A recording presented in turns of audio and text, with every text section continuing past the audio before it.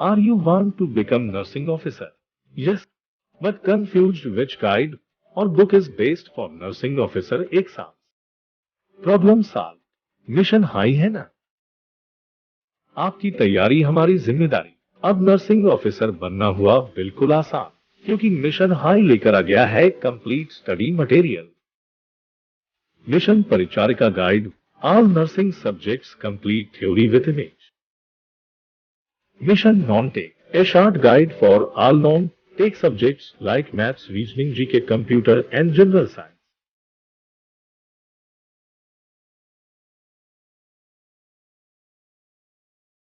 Order करें Amazon and Flipkart से।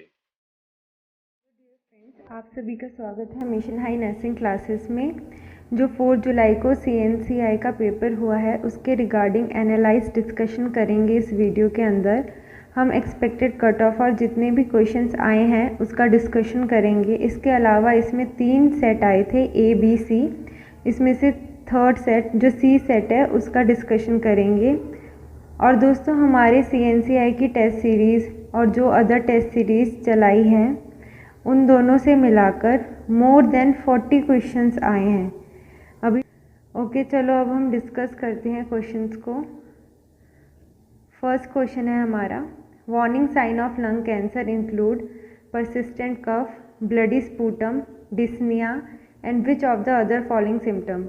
जो वार्निंग साइन है लंग कैंसर को, इसमें persistent cough, bloody sputum, dyspnoea के साथ साथ और कौन सा वार्निंग साइन आता है? डिजीनेस, जनरलाइज्ड वीकनेस, हाइपोटेंशन या रिकरेंट प्लूरल इफ्यूजन। इसका आंसर कमेंट बॉक्स में कमेंट करिए।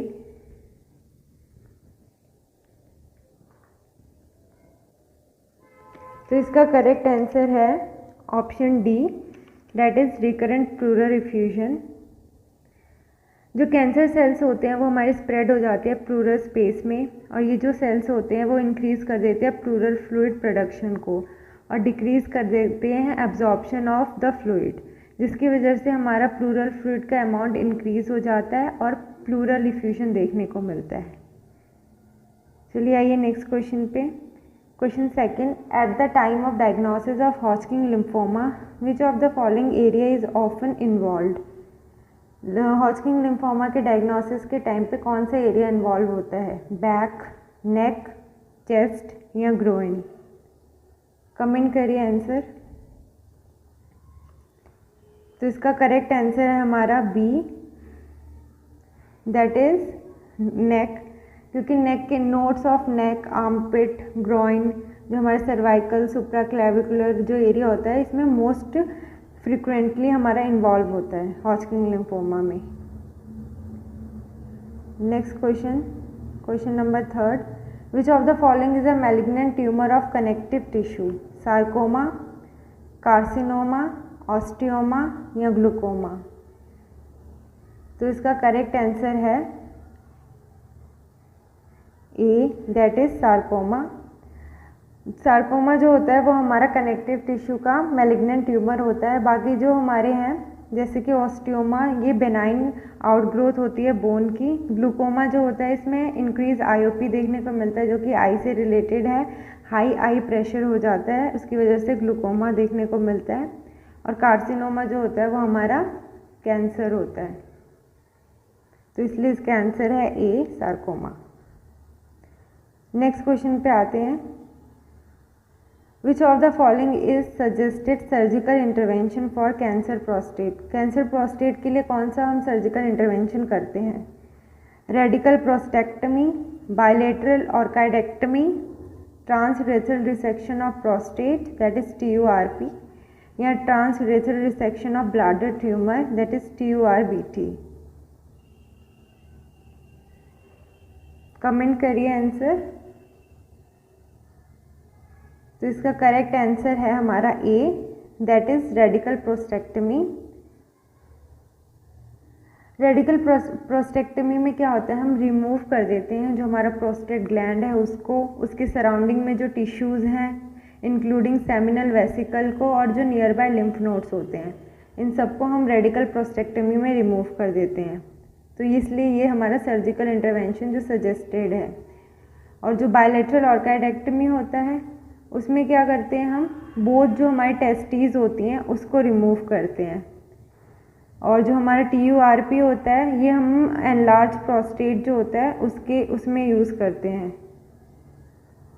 और जो हमारा TURBT है वो हमारे ब्लैडर ट्यूमर के लिए यूज़ होता है। तो इसलिए इसका करेक्ट आंसर होगा radical prostatectomy.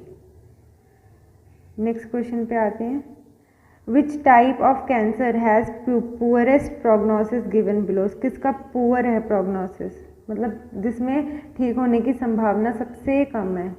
Leukaemia, breast cancer, pancreatic cancer या लिम्फोमा। कमेंट करिए आंसर।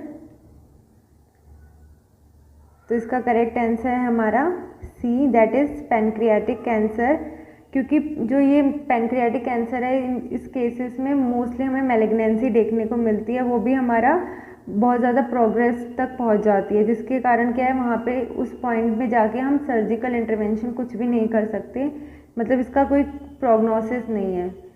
तो इसलिए हमें ये सबसे ज़्यादा पुअर प्रोग्नोसिस के साथ हमें देखा जाता है पैनक्रियाटिक कैंसर। नेक्स्ट क्वेश्चन पे आते हैं, question number 6, which of the following is the feature of benign tumour. Benign tumour के कौन से फीचर्स हैं इनमें से, infiltrative type of growth, metastasis is present, contained with a capsule या ग्रोज रैपिडली। कौन से फीचर हैं इसमें से बेनाइन ट्यूमर का। तो इसका करेक्ट आंसर है हमारा C, contain within a capsule. जो बेनाइन ट्यूमर होता है वो एक कैप्सूल के अंदर कंटेन होता है, और ये जो बाकी A, B, D ऑप्शंस हैं ये हमारे मैलिग्नेंट ट्यूमर के मैलिग्नेंट ट्यूमर में देखने को मिलता है। नेक्स्ट क्वेश्चन पे आते हैं, question number 7, the patient with cancer is receiving chemotherapy and develop thrombocytopenia.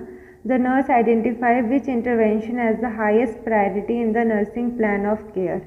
मतलब कीमोथेरेपी ले रहा है, कैंसर का पेशेंट है, उसको थ्रोम्बोसाइटोपिनिया हो गया, तो नर्स को हाईएस्ट प्रायोरिटी क्या है। Ambulation 3 times a day, monitoring a platelet count, monitoring temperature और मॉनिटरिंग फॉर पैथोलॉजिकल फैक्टर। इनमें से कौन सा ऑप्शन आपको प्रायोरिटी लग रहा है। तो इसका करेक्ट आंसर है हमारा option B, that is monitoring a platelet count, क्योंकि थ्रोम्बोसाइटोपिनिया है तो थ्रोम्बोसाइटोपिनिया में क्या होगा, डिक्रीज हो जाता है हमारा प्लेटलेट काउंट, तो ब्लीडिंग टेंडेंसी इंक्रीज हो सकती है, इसलिए हमें प्लेटलेट काउंट्स को मॉनिटर करना है। चलिए आइए नेक्स्ट क्वेश्चन पे, question number 8, in the patient with terminal lung cancer the focus of nursing care is on which of the following nursing intervention। Terminal lung cancer का पेशेंट है, उस पर नर्स क्या फोकस करेगी इसकी केयर पे। तो पहला है प्रिपेयर करेगी पेशेंट के विल को, या प्रोवाइड करेगी न्यूट्रिशन को सपोर्ट, प्रोवाइड करेगी उसको इमोशनल सपोर्ट, या प्रोवाइड पेन कंट्रोल। कमेंट करिए आंसर। तो इसका करेक्ट आंसर है हमारा option D, that is pain control, क्योंकि पैलिएटिव केयर करेगी वो एंड मतलब पेशेंट जो है उसकी टर्मिनल केयर प्रोवाइड करनी है, उसको टर्मिनल केयर में सबसे प्रायोरिटी हमारी पेन को आएगी कि पहले उसके सिम्टम्स को हम रिलीव करेंगे, इसलिए हम provide pain control. Next question है, Mrs. Sharma with advanced breast cancer is prescribed tamoxifen. When teaching the patient about this drug, the nurse should emphasize the importance of reporting which adverse reaction immediately। एक मतलब जो patient है breast cancer की, उसको टेमॉक्सिफेन हमने चलाई है, तो नर्स क्या टीच करेगी उसको, मतलब कौन सा साइन दिखेगा तो इमीडिएटली इन्फॉर्म करना है उसको। Hearing loss, headache, vision changes या anorexia.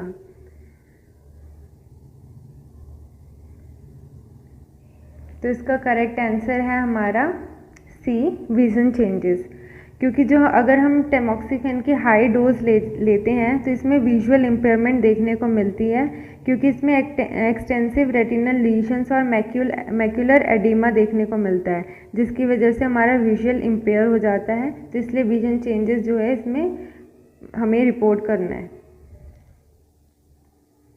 Next question, Kaposi sarcoma is the type of cancer which is common in people with। Kaposi sarcoma जो है किसमें सबसे ज़्यादा देखने को मिलता है? किडनी फेलियर में, लीवर सिरोसिस में, कैंगरी कैंसर में या HIV में? तो इसका करेक्ट आंसर है, कमेंट करिए। करेक्ट आंसर है डी, HIV। ये इसलिए HIV के पेशेंट्स में देखने को मिलता है क्योंकि HIV के पेशेंट्स में इम्यूनो डेफिशिएंसी हो जाता है, उनका इम्यून सिस्टम जो है वो इम्पेयर हो जाता है, जिसकी वजह से इनको कापोस्की सार्कोमा इसमें देखने को मिलता है। कापोस्की सार्कोमा जो होता है वो हमारा कैंसर होता है जो कॉज करता है लीजन्स हमारे सॉफ्ट टिश्यूज़ में। नेक्स्ट क्वेश्चन पे आते हैं, question number 11, which of the following is a malignant tumour of the bone? Bone का मैलिग्नेंट ट्यूमर कौन सा है इनमें से? फाइब्रोसार्कोमा, लाइपोमा, ऑस्टियोजेनिक सार्कोमा या ऑस्टियोमा? तो इसका करेक्ट आंसर है ऑप्शन सी, ऑस्टियोजेनिक सार्कोमा। जो हमारा लाइपोमा होता है वो तो हमारा फैटी लंप होता है।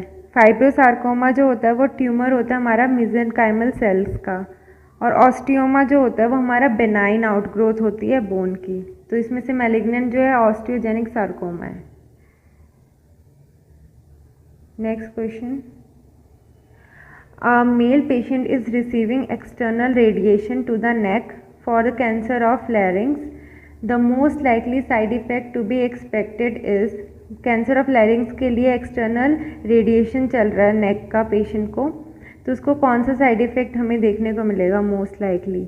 डिस्निया, डायरिया, सॉर थ्रोट या कॉन्स्टिपेशन?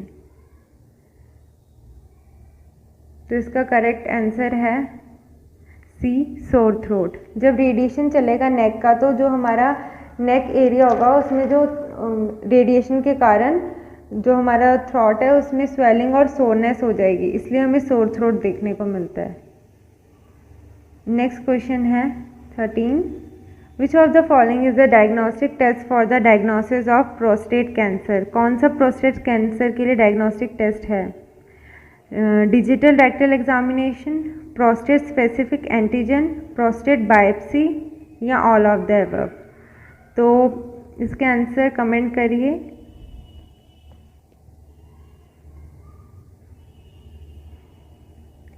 इसका करेक्ट आंसर है D, that is all of the above. अगर हमें डायग्नोस करना है प्रोस्टेट कैंसर तो हम डिजिटल रेक्टल एग्जामिनेशन भी कर सकते हैं, जिसमें हम डिजिटल मतलब फिंगर्स डालते हैं रेक्टम के थ्रू और पैल्पेट करते हैं हम प्रोस्टेट ग्लैंड को। दूसरा है प्रोस्टेट स्पेसिफिक एंटीजन। इसकी जो नॉर्मल रेंज होती है वो 4 नैनोग्राम पर ml होती है, लेकिन अगर ये 4 नैनोग्राम पर ml से ज़्यादा है, 4 to 10 के बीच में इसकी रेंज है, तो ये शो करता है प्रोस्टेट कैंसर को।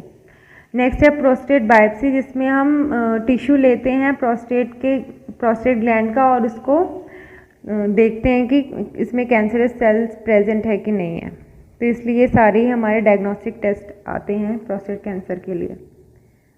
Next question 14, the presence of which protein in urine is suggestive of the diagnosis multiple myeloma? कौन से प्रोटीन अगर हम यूरिन में देखने को मिलते हैं तो वो मल्टीपल मायलोमा शो करता है? Fibronectin, elastin, Bence Jones protein या कोलेजन? तो इसका करेक्ट आंसर है C, that is Bence Jones protein. जो माइलोमा होता है उसमें एबनॉर्मल प्रोलिफरेशन हो जाता है हमारा प्लाज्मा सेल्स का, और ये जो प्लाज्मा सेल्स होते हैं ये रिलीज़ करते हैं एबनॉर्मल प्रोटीन, जिसको हम बीजे प्रोटीन या फिर बेंस जोन्स प्रोटीन कहते हैं। और ये जो प्रोटीन होते हैं ये हमारे नेफ्रोटॉक्सिक होते हैं, जिसके कारण ये रीनल फेलियर को कॉज करते हैं। अब next question, the patient with leukaemia is receiving busulfan, Myleran and allopurinol. The nurse tells the patient that the purpose of allopurinol is to prevent, allopurinol हम क्यों दे रहे हैं पेशेंट को, किस चीज़ के प्रिवेंट के लिए, एलोपेशिया के लिए या हाइपरयूरिसीमिया के लिए, वॉमिटिंग के लिए या नॉजिया के लिए। कमेंट करिए आंसर। तो इसका करेक्ट आंसर है हमारा बी, डेट इट हाइपरयूरिसीमिया।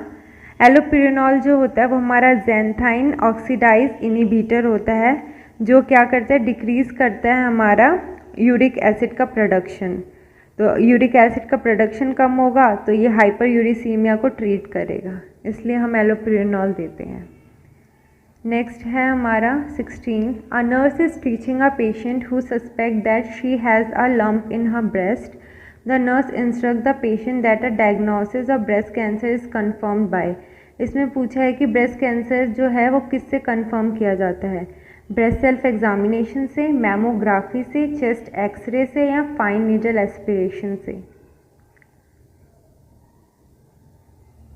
तो इसका करेक्ट आंसर है हमारा डी, फाइन नीडल एस्पिरेशन, क्योंकि सबसे जो मोस्ट मतलब जो एकदम एक्यूरेट डायग्नोसिस बताएगा ब्रेस्ट कैंसर का वो फाइन नीडल एस्पिरेशन है, जिसमें हम बायोप्सी लेते हैं और फिर उसको देखते हैं कैंसरस सेल है कि नहीं है। तो ये इसका कंफर्म ट्रीटमेंट, कंफर्म डायग्नोसिस है।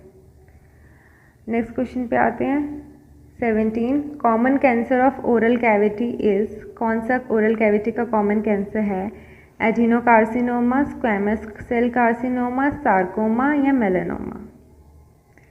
कमेंट करिए answer.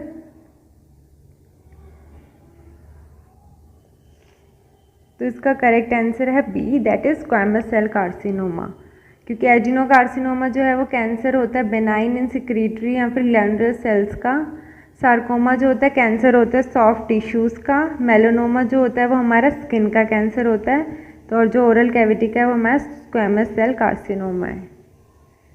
Next 18th, a 36-year-old man with lymphoma present with sign of impending septic shock 9 days after chemotherapy. The nurse could expect which of the following to be present.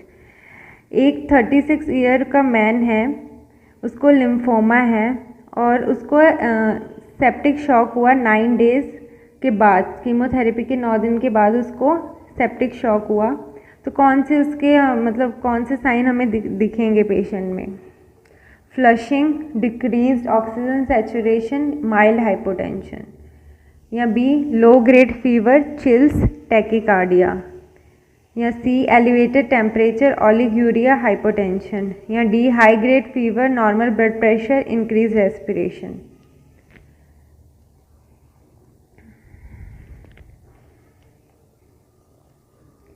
तो इसका correct answer है B, that is low grade fever, chills, tachycardia. अब उसको septic shock है, तो septic means infection की वजह से हुआ है शॉक उसको। तो इन्फेक्शन में हमें क्या देखने को मिलता है, फीवर देखने को मिलता है, चिल्स देखने को मिलेगा फीवर के साथ, और टैकीकार्डिया मतलब इंक्रीज पल्स रेट देखने को मिलेगा।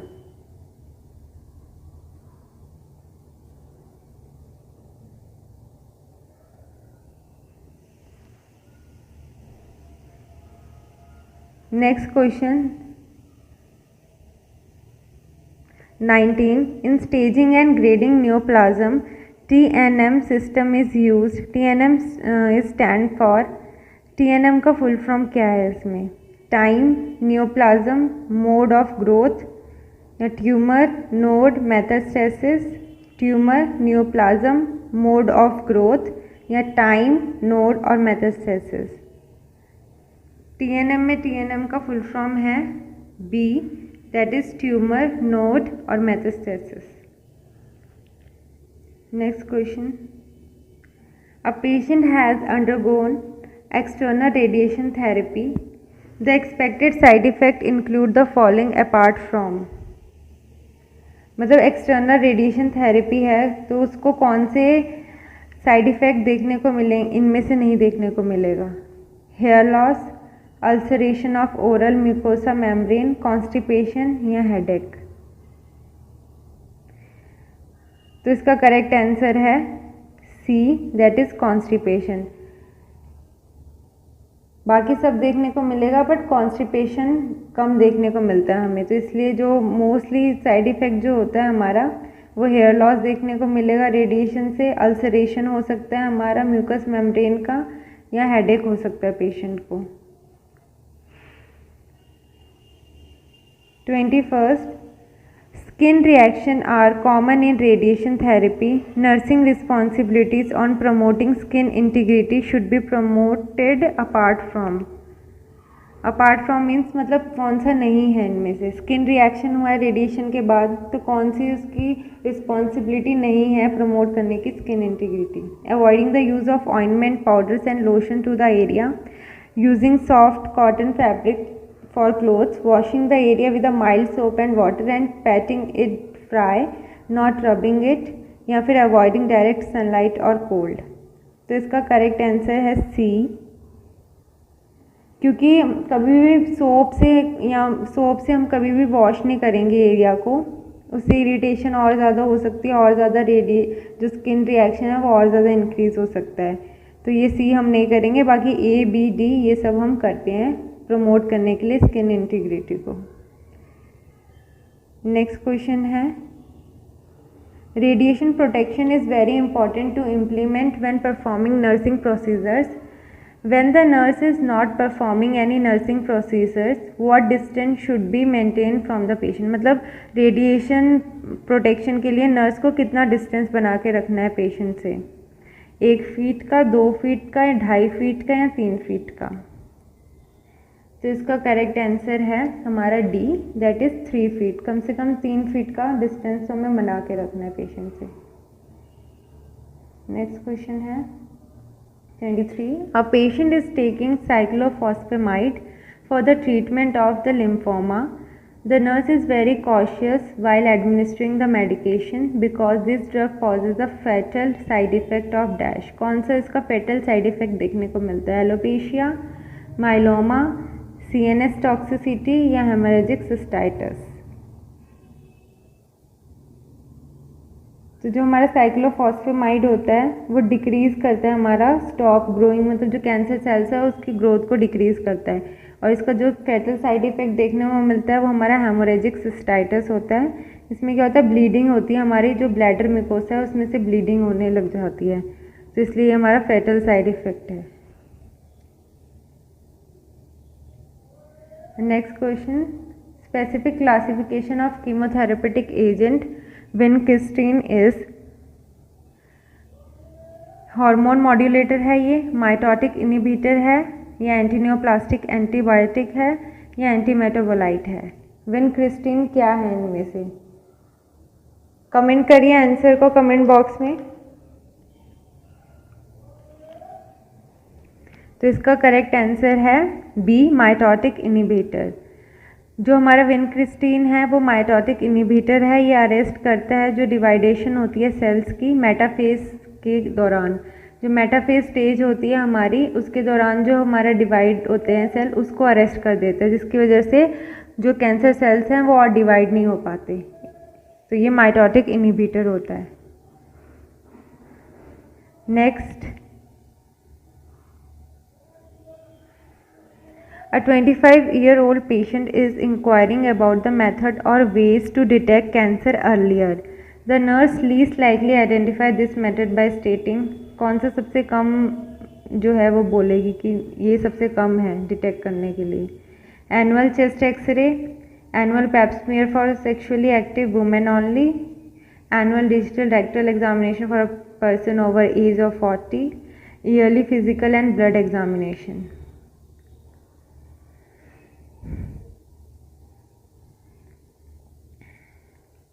तो इसका करेक्ट आंसर है B, that is annual pap smear for sexually active womens only. इसमें ओनली आ गया कि सिर्फ इन्हीं के लिए होता है पैप स्मीयर, वो भी मतलब ईयरली जो है हम पैप स्मीयर सिर्फ सेक्सुअली एक्टिव वुमेन ही कर सकती है, ऐसा कुछ नहीं है। जो मतलब 21 ईयर से स्टार्ट कर देते हैं हम पैप स्मीयर की जो स्क्रीनिंग होती है, 21 to 29 ईयर तक मतलब इसके बीच में हम कर सकते हैं स्क्रीनिंग स्टार्ट, चाहे वो सेक्सुअली एक्टिव हो चाहे ना हो। तो इसलिए ये ऑप्शन जो है वो गलत है। Next is all are recognise tumour marker except, कौन से इनमें से ट्यूमर मार्कर नहीं है?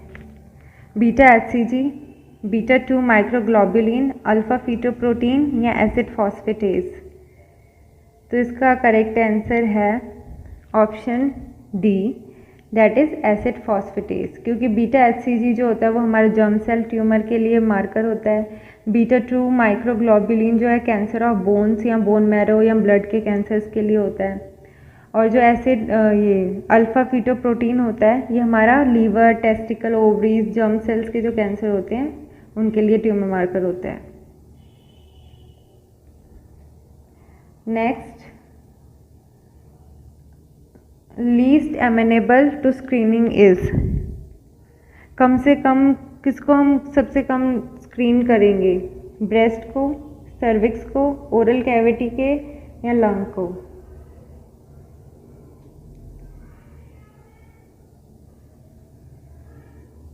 जो हमारे लंग्स हैं वो लीस्ट एमेनेबल होते हैं स्क्रीन करने के लिए। बाकी सबको तो हम कर सकते हैं स्क्रीनिंग, लेकिन लंग्स की स्क्रीनिंग नहीं, क्योंकि लंग्स का हम स्क्रीन नहीं कर सकते। उसके लिए हम मतलब उसका कैंसर को डिटेक्ट करने के लिए तो बहुत सारे मतलब जैसे MRI ये सब हम टेस्ट करवाएंगे तो ही हमें पता चलेगा, इसकी कोई स्क्रीनिंग नहीं है। जैसे कि ब्रेस्ट की स्क्रीनिंग तो हम कर सकते हैं ब्रेस्ट सेल्फ एग्जामिनेशन वगैरह करके, ठीक है। सर्विक्स को भी हम पैप स्मीयर टेस्ट करके हम देख सकते हैं, ठीक है। ओरल कैविटी के भी हम विजुअली देख के भी हम बता सकते हैं, पर लंग कैंसर के लिए कोई स्क्रीनिंग नहीं है, इसलिए ये लीस्ट एमेनेबल है। Next question, in which of the following head neck cancer is lymph node metastasis least common? Tongue, buccal mucosa, hard palate या लोअर एल्वुलस? इन सब में से जो लीस्ट मेटास्टेसिस हमें देखने को मिलता है जिसमें, वो होता है हमारा C, that is hard palate. Hard palate में हमें लीस्ट मेटास्टेसिस देखने को मिलता है। Next, secondaries of all following cause osteolytic lesions accept?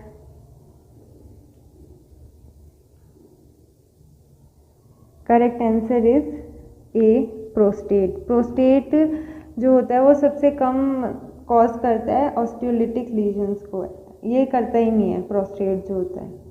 बाकी किडनी, ब्रोंकस, थायराइड ये सब लीड कर सकते हैं।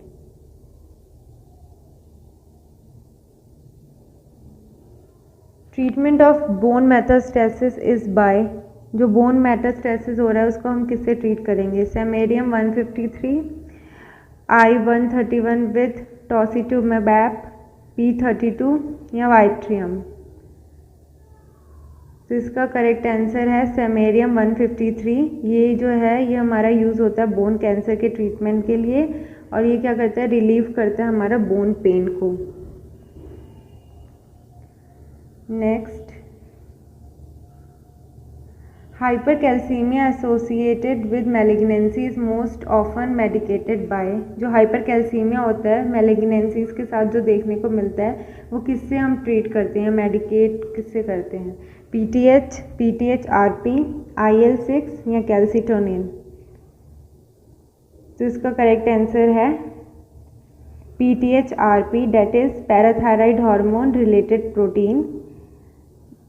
ये जो होता है हमारा PTH-RP ये बाइंड कर जाता है हमारा पैराथायराइड रिसेप्टर से, और ये इंक्रीज़ कर देता है रीअब्जॉर्प्शन ऑफ कैल्शियम, जिसके कारण क्या होता है हमें हाइपरकैल्सीमिया को ट्रीट करते हैं, क्योंकि ये रीअब्जॉर्प्शन को इंक्रीज़ कर देता है, तो जिससे कि हाइपरकैल्सीमिया हमारा ट्रीट हो जाता है।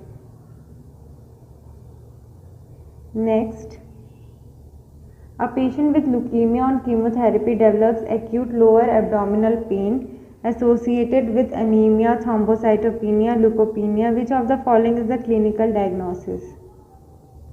ल्यूकीमिया का पेशेंट है, उसको कीमोथेरेपी चल रही है, उसको एक्यूट लोअर एब्डोमेन पेन हो रहा है, उसको अनीमिया भी है, थ्रोम्बोसाइटोपिनिया भी है, ल्यूकोपिनिया भी है, मतलब डिक्रीज प्लेटलेट काउंट भी है, और HB भी डिक्रीज है उसका, WBCs भी डिक्रीज है। तो कौन सा क्लिनिकल डायग्नोसिस इसमें देखने को मिलेगा? एपेंडाइटिस,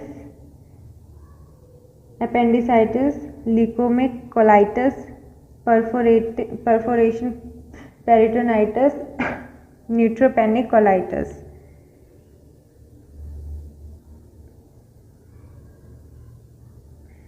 तो इसका करेक्ट आंसर है हमारा ऑप्शन डी, न्यूट्रोपेनिक कोलाइटिस, क्योंकि न्यूट्रोपेनिक कोलाइटिस में इंटेस्टाइनल म्यूकोसा की इंजरी हो जाती है, जिसके साथ साथ न्यूट्रोपीनिया, वीकनेस, इम्यून सिस्टम जो है हमारा पेशेंट का अफेक्ट हो जाता है।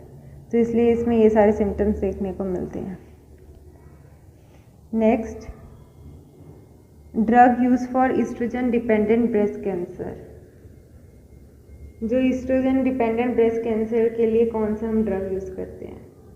A tamoxifen, B clomiphene citrate, C oestrogen या डी एड्रीमाइसिन। तो इसका करेक्ट आंसर है A tamoxifen.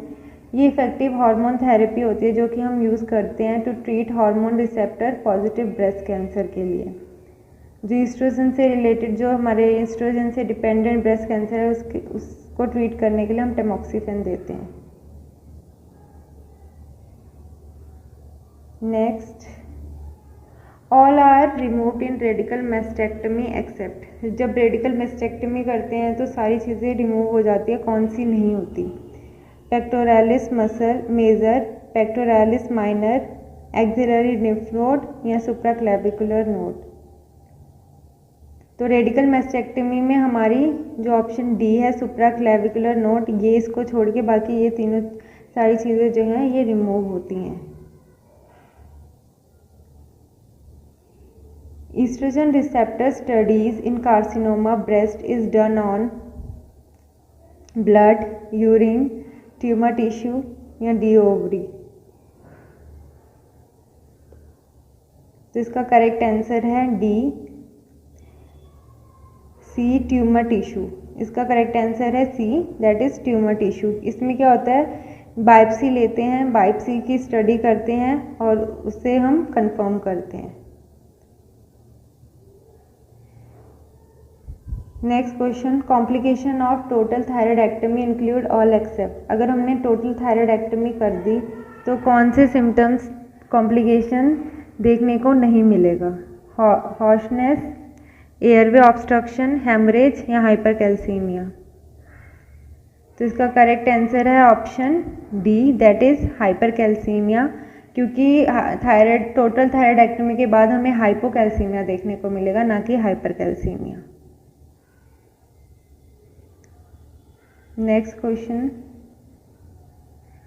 in the post-operative room after the thyroid surgery, patient developed breathlessness and the wound was seen bulging with blood stained. What would be the first thing to do? मतलब patient की thyroid की surgery हुई है, उसको breathlessness हो रही है और उसका वूंड जो है वो बल्ज हो गया और ब्लड से स्टेन्ड है, तो हम क्या करेंगे? ट्रेकियोस्टोमी करेंगे, क्राइकोथायरॉयडोटोमी करेंगे, लैरिंजोस्कोपी एंड इंट्यूबेट कर देंगे, removal the stitches and take the patient to OT. तो हम क्या करेंगे इसमें? डी, रिमूव कर देंगे स्टिच को और पेशेंट को ले जाएंगे ओटी में, क्योंकि उसको ब्रेथलेसनेस हो रही है, मे भी कुछ ऑब्स्ट्रक्शन हो रहा हो, कुछ हो रहा हो, तो हम फटाफट ओटी लेके जाएंगे पेशेंट को और उसके स्टिचेस को रिमूव कर देंगे।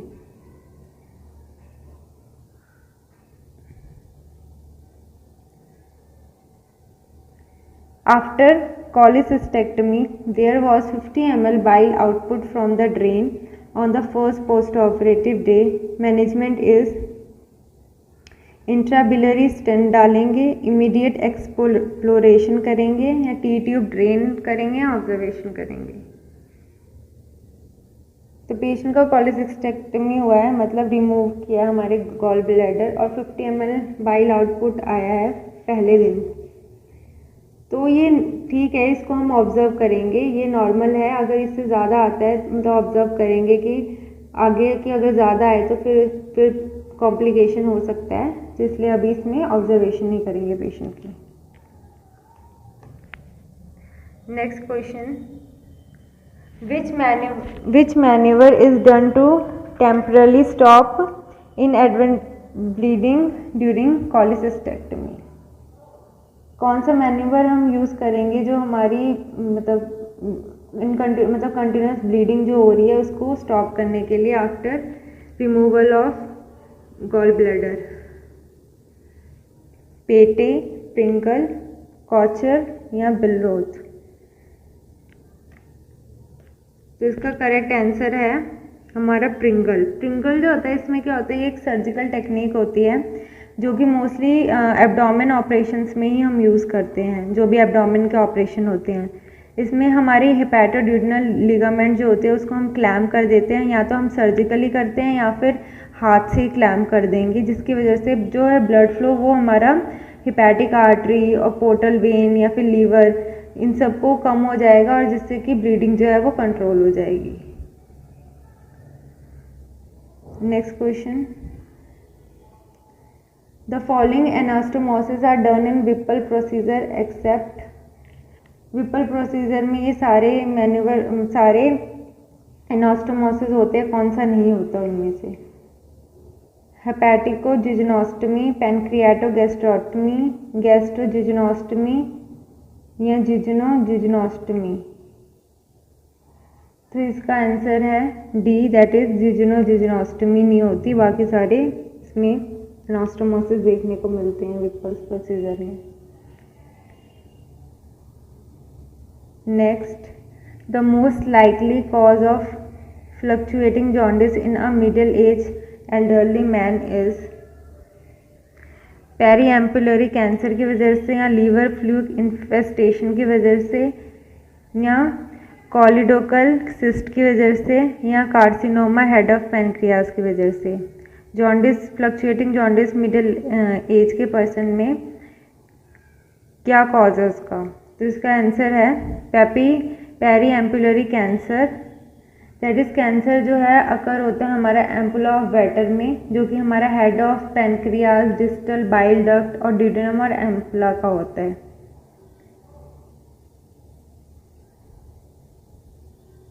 Next, most common cause of upper GI bleeding. Upper GI bleeding का मोस्ट कॉमन कॉज कौन सा है? गैस्ट्रिक अल्सर, इसोफेशियल वेरिसिस, गैस्ट्राइटिस या कार्सिनोमा ऑफ स्टमक। तो मोस्ट कॉमन जो होता है वो हमारा पेप्टिक अल्सर या गैस्ट्रिक अल्सर होता है इसका, अपर जीआई ब्लीडिंग का।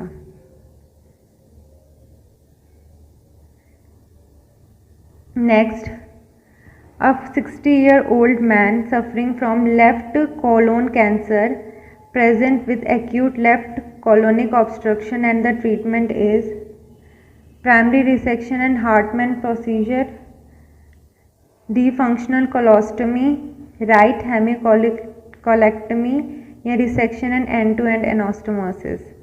एक मैन है वो सफ़र कर रहा है लेफ्ट कोलोन के कैंसर से और उसको एक्यूट लेफ्ट कोलोनिक ऑब्स्ट्रक्शन भी है, तो हम क्या ट्रीटमेंट करेंगे? तो इसका करेक्ट आंसर है ए, प्राइमरी रिसेक्शन कर देंगे और हार्टमैन प्रोसीजर करेंगे। हार्टमैन प्रोसीजर क्या होता है? इसमें जो अफेक्टेड बाउल है, बाउल सेक्शन को अफेक्टेड उसको रिमूव करके एक अल्टरनेट पाथ बनाते हैं फॉर द फीसिस टू पास, मतलब फीसिस पास करने के लिए एक अल्टरनेट पाथ बनाते हैं इसमें हार्टमैन प्रोसीजर में। Next, BCG is use in the treatment of carcinoma cervix, carcinoma colon, carcinoma of urinary bladder या all of the above.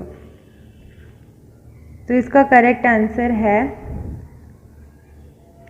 C, that is carcinoma of urinary bladder, क्योंकि BCG जो होता है वो हमारा अर्ली स्टेज में दे देते हैं फॉर द ग्रोइंग कैंसर के लिए, मतलब जो ग्रोइंग कैंसर है उसको स्टॉप करने के लिए, और हेल्प करता है फ्रॉम कमिंग बैक, मतलब जो कैंसर दोबारा सेल्स दोबारा ना ग्रो करने लग जाए उससे भी हेल्प करता है। तो ये कार्सिनोमा ऑफ यूरिनरी ब्लैडर में हमारा हेल्प करता है BCG. Next, most radiation sensitive testicular tumour is, radio sensitive testicular tumour कौन सा है? Seminoma, teratoma, interstitial cell tumour या none of the above.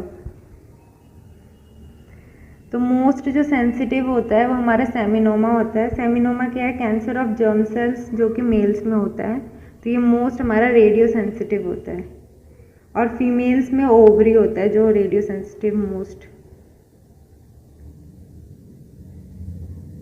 Next, most common site to put a chest drain in case of pleural effusion. Pleural effusion में हम कहाँ पे mostly chest drainage डालते हैं? Second intercostal space mid clavicular line, 7 intercostal space mid axillary line, 5th intercostal space mid clavicular line या 5th intercostal space just lateral to vertebral column. तो इसका correct answer है option B, that is 7th intercostal space में डालते हैं हम mid axillary line के। Next, virus causing head and neck cancer. कौन सा वायरस है जो हेड और नेक के कैंसर को करता है? EBV, HSV, HPV या HBV? हेड और नेक के कैंसर को मोस्टली जो है वो करता है EBV, that is Epstein Barr virus. Next, all these are feeding tubes except Freka tube, Ryle's tube, PEG tube या T tube? The answer is D, that is T tube. T tube जो होता है वो हमारा bile duct में डालते हैं, ये ड्रेन करने की हेल्प करता है बाइल को ड्रेन करने में। बाकी जो Freka tube, Ryle's tube, PEG tube ये सब फीडिंग ट्यूब्स होती हैं। Next, all these are types of oesophageal surgeries except Ivor Lewis, MC Keown's, transhiatal या साइटोरिडक्टिव? कौन सी नहीं है इसमें इजोफेजियल सर्जरी? तो इसका करेक्ट आंसर है डी, डेट इज साइटोरिडक्टिव। क्योंकि इवोर लुइस जो है ये हमारा ईसोफेजेक्टमी होता है, इसमें ईसोफेजेक्टमी करते हैं हम। MC क्यूनोस में हम ईसोफेजेक्टमी करते हैं, यूज़ करते हैं मतलब ये मोस्टली यूज़ होती है जो ईसोफेजियल लीशंस होते हैं जो कि हायर ईसोफेजियल एरिया में प्रेजेंट होते हैं, तो MC क्यूनोस उसके लिए यूज़ होता है।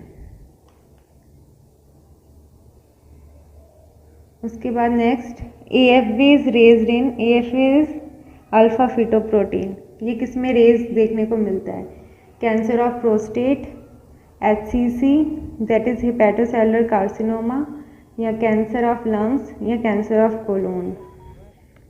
हेपेटोसेलुलर कार्सिनोमा जो होता है वो हमारा AFV जो है रेज देखने को मिलता है हेपेटोसेलुलर कार्सिनोमा में। अल्फा फिटोप्रोटीन जो होता है इसमें 400 से 500 नैनोग्राम पर ml से ज़्यादा देखने को मिलता है। हम जल्दी ही पार्ट 2 भी लेके आएंगे CNCI जो एग्ज़ाम हुआ है उसका। तो हमारे YouTube चैनल के साथ जुड़े रहने के लिए चैनल को सब्सक्राइब, लाइक, शेयर करें और हमारी mission high nursing notes, CHO books, NORCET test series को बाय करने के लिए दिए गए कॉन्टैक्ट नंबर पे व्हाट्सएप या कॉल कर सकते हैं और हमारी साइट पे जाके विज़िट कर सकते हैं, वहाँ से भी बाय कर सकते हैं। Thank you so much. अब CHO और स्टाफ नर्स बनना हुआ बिल्कुल आसान। जी हाँ, क्योंकि अब मिशन हाई लेकर आया है स्टूडेंट्स की first choice mission CHO 2.0 second edition, जो सभी राज्यों द्वारा आयोजित CHO और स्टाफ नर्स की भर्ती परीक्षा के लिए भारत की पहली प्रमाणित गाइड है। ऑर्डर करें Amazon एंड फ्लिपकार्ट से।